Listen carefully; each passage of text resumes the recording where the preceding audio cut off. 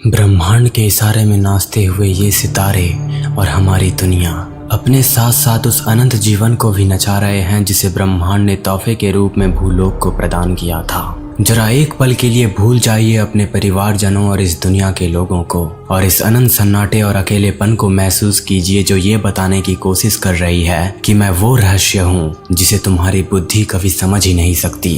तुम केवल सवाल पैदा कर सकते हो और इसके उत्तर अनंत में होंगे और इन अनंत उत्तरों में कौन सा उत्तर सही होगा तुम ये अपने 100 जन्मों में भी कभी जान नहीं पाओगे।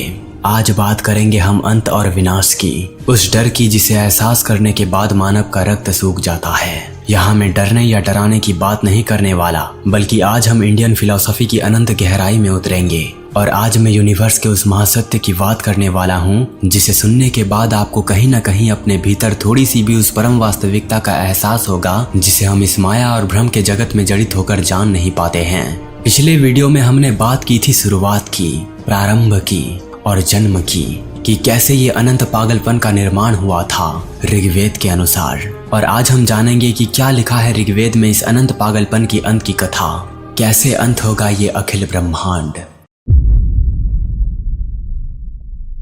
जिस तरह ब्रह्मांड की उत्पत्ति के बारे में ऋग्वेद के नासदीय सूक्त में डिटेल में बताया गया है, उसी प्रकार तो ऋग्वेद ने ब्रह्मांड के विनाश के बारे में कुछ कहा नहीं, पर फिर भी इसमें प्रलय और महाविनाश जैसे शब्दों का जिक्र मिलता है और कुछ ऐसे लाइंस जो शायद हमें अंत के बारे में कुछ बता सकते हैं। प्रलय और महाविनाश।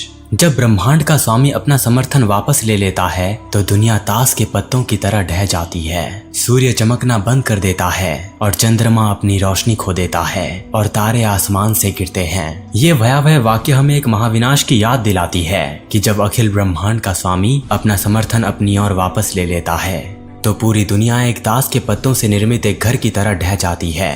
तब सूर्य चमकना बंद कर देता है और चंद्रमा रोशनी खो देता है और सारे नक्षत्र आसमान से गिरने लगते हैं। दोस्तों, ये थी विनाश के विषय में पहली बात। अब बात आती है प्रलय की। प्रलय एक चक्रीय प्रक्रिया है और ऐसा कहा जाता है कि ये प्रत्येक कल्प या ब्रह्मांडीय युग के अंत में होता है। माना जाता है कि एक कल्प 4 अरब वर्षों तक चलता है और इसके बाद इतनी ही अवधि का प्रलय आता है। प्रलय के दौरान ब्रह्मांड वापस अपनी मूल स्थिति में विलीन हो जाता है और समग्र सृष्टि नष्ट हो जाती है। हालांकि प्रलय के बाद ब्रह्मांड फिर से निर्मित होता है और सृजन और विनाश का चक्र नए सिरे से शुरू होता है और इस चक्र को अनंत कहा गया है।